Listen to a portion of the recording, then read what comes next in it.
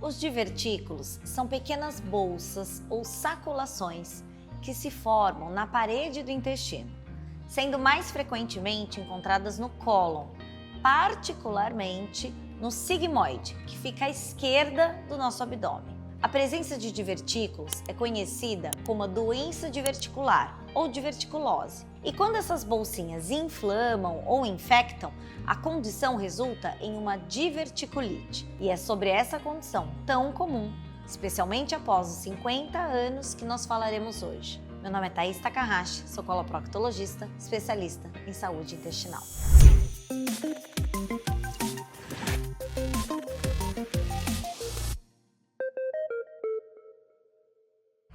A formação dos divertículos está associada a um aumento da pressão dentro do intestino, por onde passa o conteúdo fecal, e pode ser exacerbado pela constipação crônica e dietas deficientes em fibras. A diminuição do volume das fezes ou da sua consistência mais endurecida e ressecada leva a um aumento da pressão nas paredes do intestino durante os movimentos para a evacuação, contribuindo para a formação dos divertículos nas áreas mais frágeis da parede intestinal, já que a musculatura acaba fazendo mais força e aperta essa mucosa, que acaba sendo espremida entre as fibras musculares. Embora a diverticulose seja comum, especialmente em populações mais velhas, ela muitas vezes é assintomática e muitas pessoas têm essa condição sem nunca passar por um episódio de inflamação nessas regiões, o que a gente chama de diverticulite. A diverticulose é mais comum em países ocidentais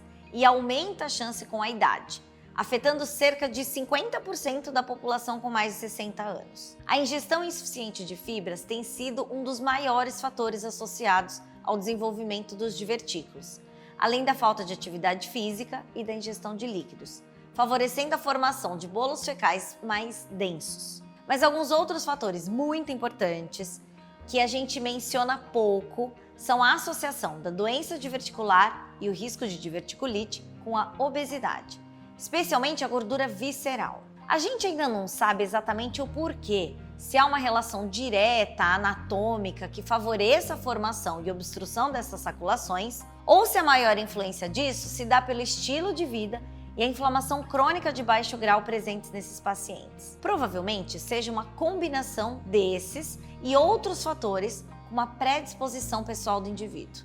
Bom, como eu já falei para vocês, a maioria das pessoas com diverticulose é assintomática.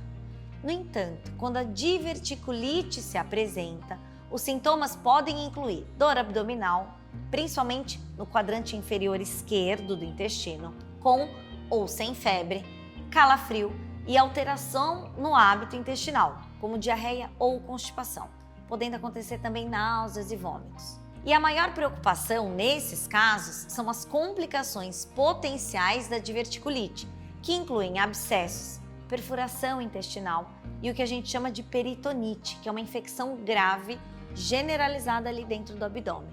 E algumas fístulas, que podem ser graves porque geram uma pequena comunicação entre o intestino e alguns órgãos, como a bexiga, por exemplo. Isso tudo pode gerar uma alta morbidade e altas taxas de mortalidade, dependendo das condições do paciente em questão. O diagnóstico da doença diverticular é frequentemente incidental, em exames de imagem, como a colonoscopia ou a tomografia computadorizada do abdômen. E esse último exame é o método preferido para diagnosticar e avaliar a gravidade nos casos de diverticulite, já que ele permite uma visualização dessa área inflamada e de complicações como abscessos e pequenas perfurações, sem o risco de perfuração, que aumenta muito numa colonoscopia durante essa condição infecciosa. Quando a gente fala de tratamento da doença diverticular assintomática, a ênfase está na adoção de uma dieta rica em fibras e na promoção de hábitos de vida saudáveis com exercício físico e uma hidratação adequada para que a gente previna a progressão e o aumento desses divertículos. Já nos casos agudos de diverticulite leve a moderada, o tratamento inicial geralmente envolve antibióticos, em alguns casos uma dieta líquida ou baixa em fibras nesse período agudo, normalmente sem necessidade de internação hospitalar. Já naqueles casos mais graves e complicados, ou em pacientes que tenham múltiplas condições de saúde, como diabetes, medicações que alterem a resposta imune, ou casos mais complicados, com abscessos grandes, perfuração e outras complicações, a internação tem que ser realizada. E alguns poucos casos podem precisar de cirurgia de emergência. A retirada dessa parte do intestino afetada, seguida de colostomia temporária, é a abordagem mais comum. Só que raramente pode-se discutir a realização dessa emenda do intestino sem a colostomia em um primeiro momento. Isso vai depender muito da experiência do médico e da condição do paciente. A diverticulose e a diverticulite são condições prevalentes que demandam uma atenção muito cuidadosa. Os médicos devem ser proativos nessa identificação dos fatores de risco, no manejo dos sintomas e na educação dos pacientes sobre a importância dessa dieta rica em fibras que a gente tanto fala e dos hábitos de vida saudáveis, que antigamente a gente já não dava tanta ênfase como a gente sabe nos dias de hoje a interferência que tudo isso tem nesses casos.